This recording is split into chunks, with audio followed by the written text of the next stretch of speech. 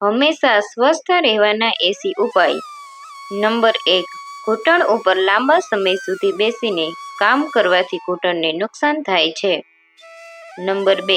વધારે ચા પીવાથી આંખોની રોશની નબળી પડે છે. નંબર 3. રાત્રે દૂધમાં થોડું હળદર ભેળવીને પીવાથી ચહેરા પર ચમક આવે છે અને ઘણી બીમારીઓથી પણ બચાવે છે. નંબર 4. કાચી રોટલી અને કાચા ફળ ખાવાથી મગજ નબળું પડે છે. નંબર 5. જો તમને પીળા રંગનો પેશાબ આવે છે તો તમે આંતરિક રીતે સ્વસ્થ નથી.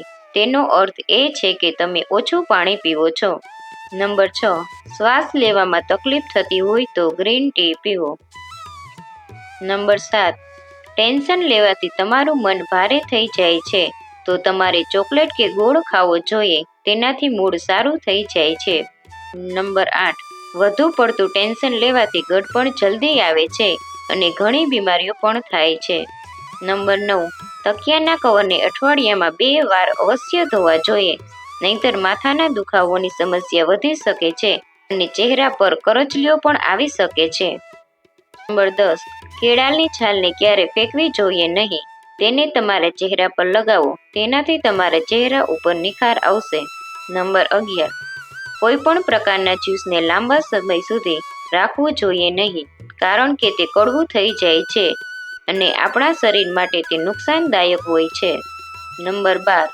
જો બૂટ પહેરવાના લીધેથી પગમાં ધબ્બા પડી ગયા હોય તો તેના માટે 3 થી 4 ચમચી ગ્લિસરીન અને 1 ચમચી લીંબુનો રસ મિક્સ કરીને એક શીશીમાં ભરી લો અને દરરોજ પગના ધબ્બા ઉપર માલિશ કરો અને 10 મિનિટ પછી ધોઈ લો.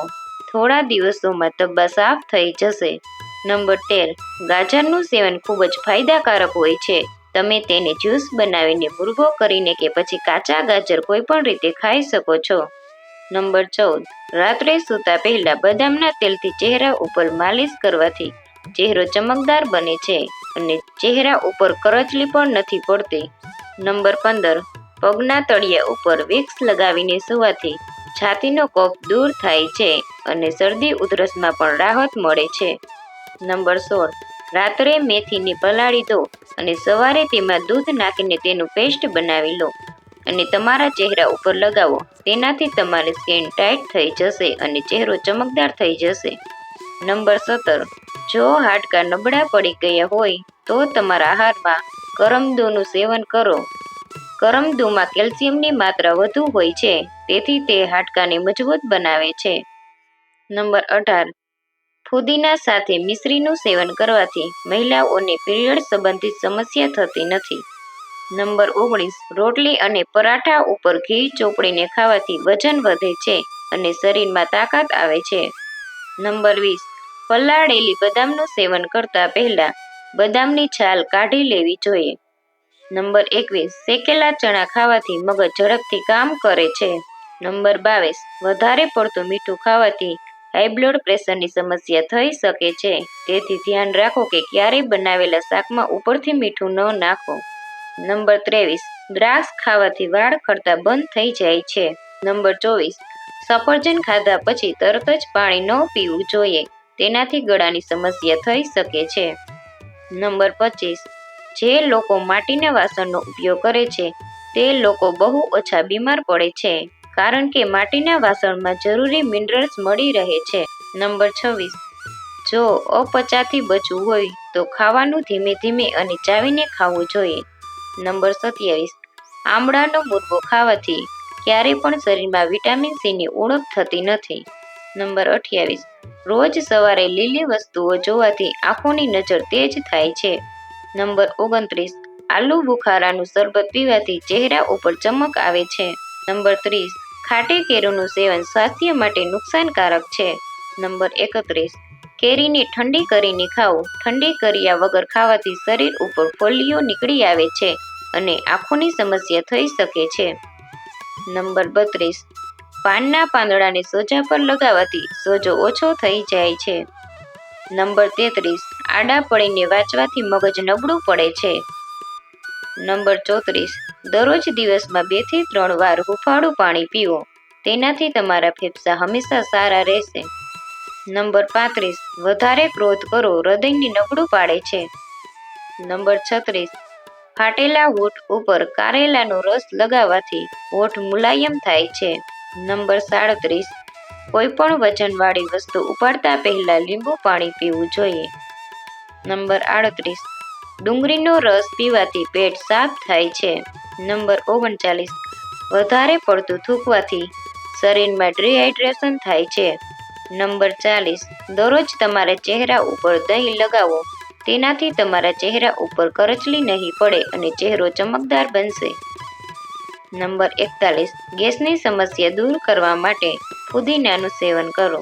નંબર 42, સૂતા પહેલા વાળમાં કાંસકો ફેરવવાથી વાળ ખરતા અટકે છે. નંબર 43, સ્નાન કર્યા પછી કાન પાછળ તેલ લગાવો, તેનાથી યાદશક્તિ તેજ થાય છે. નંબર 44, જે બાળકો જલ્દી બોલવાનું શરૂ કરે છે તેમની યાદશક્તિ તેજ હોય છે.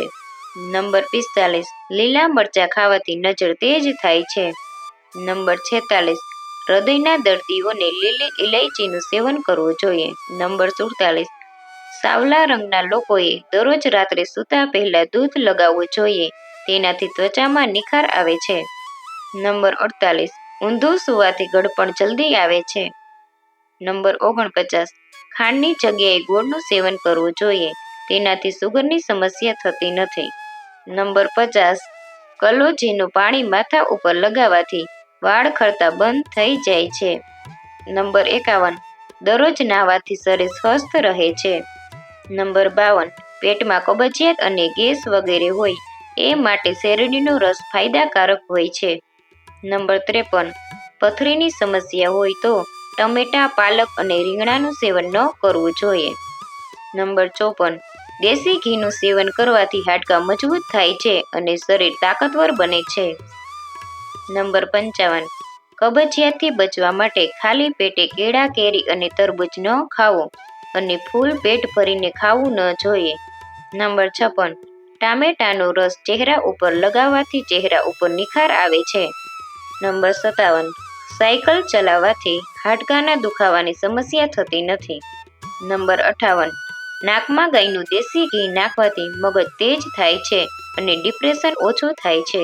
નંબર 59, વાસી રોટલી ખાવાથી દાંતમાં ઠંડી અને ગરમી લાગવાની સમસ્યા દૂર થાય છે અને દાંત મજબૂત બને છે. નંબર 60, મખાનાનું સેવન ખૂબ જ ફાયદાકારક હોય છે. દરરોજ થોડા મખાના જરૂર ખાવો. નંબર 61, ડબલ રોટલી દૂધની સાથે ખાવાથી શરીરનું દુબળાપણું દૂર થાય છે. નંબર 62, જરદાળુ ખાવાથી પેટની સમસ્યા થતી નથી. નંબર 63, ભોજન કર્યા પછી તરત જ નાહવું શરીર માટે નુકસાનકારક હોય છે. નંબર 64, જો તમારું પેટ ખૂબ વધી રહ્યું છે તો લસણના રસથી પેટ ઉપર માલિશ કરો, તેનાથી વધતું પેટ ઓછું થવા લાગશે.